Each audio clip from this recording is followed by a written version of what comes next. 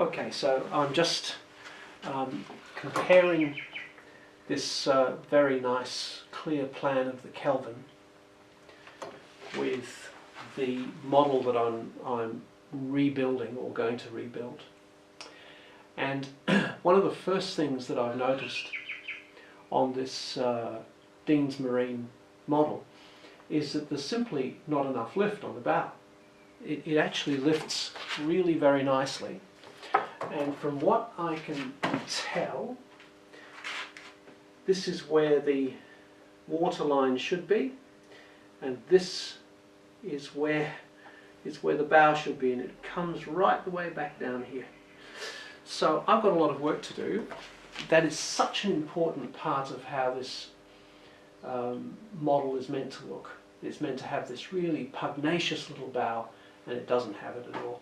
So I'm going to have to get my Dremel out, and I'm going to have to cut all of this off, because if I'm going to redo this boat, I'm not going to do it in great detail, but that's got to be right, and I've got to make sure that that water level there is right. So I'm going to recut all of that, reframe all of that, repaint it.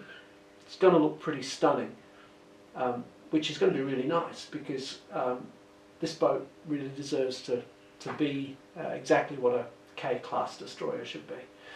I don't know whether Dean's Marine have stuffed them all up, whether that's been a problem in the build of this boat. I've really got no idea, but it needs a bit of work. Okay, I've just been cutting along there with the Dremel, and this really fine cutter, and cutting quite a sharp angle so that I don't go in, doesn't come out of the side, and I'm gradually now going to be able to pull this back.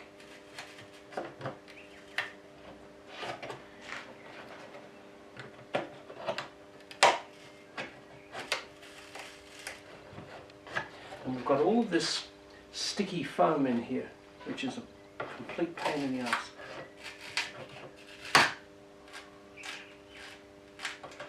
But that's exactly what I wanted to do, and that's about the angle that we want, like that.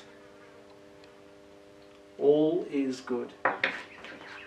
Now, to get the gear out, all the muck that there is in the end of this thing, I'm going to have to, I'm just removing a slot of the bottom of the hull. I'd left this in to keep the strength of the bow, but I'm going to be able to get right in here once I've got this off. This reminds me very much of the repairs on the Kelly. Have a look at that.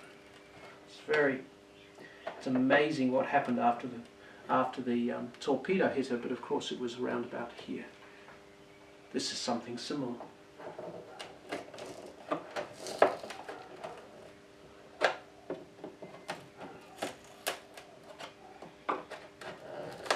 There would have been a few grinders and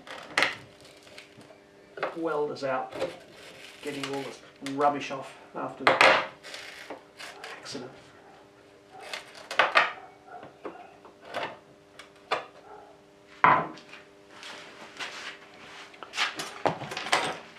Just had a good idea.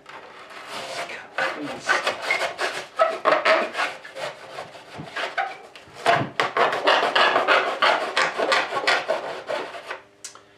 Smart.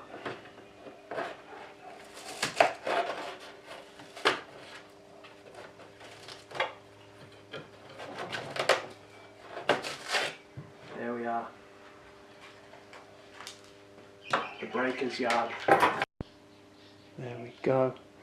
There's some timber in there, which is forming a bulkhead. It's really the worst kind of stuff you can put inside a boat. I'm going to remove all of that. Just taken that out, but the glue actually that held the stuff in is probably good enough. But look at this. That bow is about right. It's just springing up to exactly the right height. So we've got some work to do, but we're going to have a very, very nice prow. Okay, welcome back to the Dutton shipyard. Been thinking about this quite a bit. This is just magic the way it's sprung away, and I think the height is around about this height that I want. So how am I going to do this? I think the best way of doing it will be to use some hot glue just to tack this into place, because it's slightly starboard centric, and just get that nice and nicely centered. Drop the hot glue in from the underside.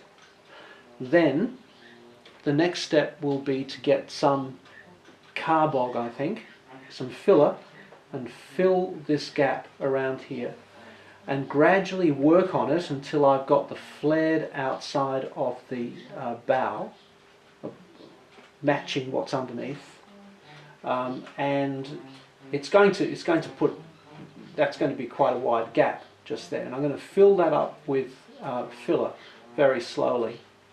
Once I've done that, I think then the next step will be to, when everything's firm and holding together and looking pretty crap, but it'll be alright, I want to work on these ports to get them straight. I've taken a couple of them out, I'll fix them, and then I'm going to use some fiberglass on the inside of that to seal the whole thing and make it strong and tight. At the same time, I'll put some fiberglass on all of these holes, because the reason that foam was in there was because these were leaking. So I'll do some adjustments, put some foam in all of there, and once all that's in place, I think the time will come then to glue the base on, which will be a very similar process. I'll probably use hot glue just to tack it in place, use some filler, and then just a bit of filler, and then I'm going to use fiberglass, and I'll get that beautifully in place and quite hard. So we will have a new bow. Okay, as you can see, I'm starting to build up this section that I've just created out of thin air. And to do that, I've just been putting layers of this in, as you can see around here. And now on this side, I'm ready just by using a bit of masking tape. I'm just going to drop this into the slot here. It's going to be a bit messy to clean up, but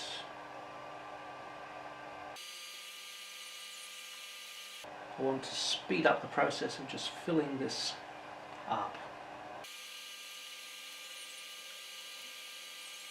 Not particularly fussed about the accuracy.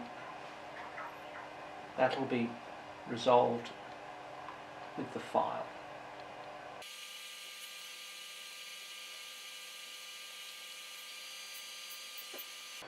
That's looking good.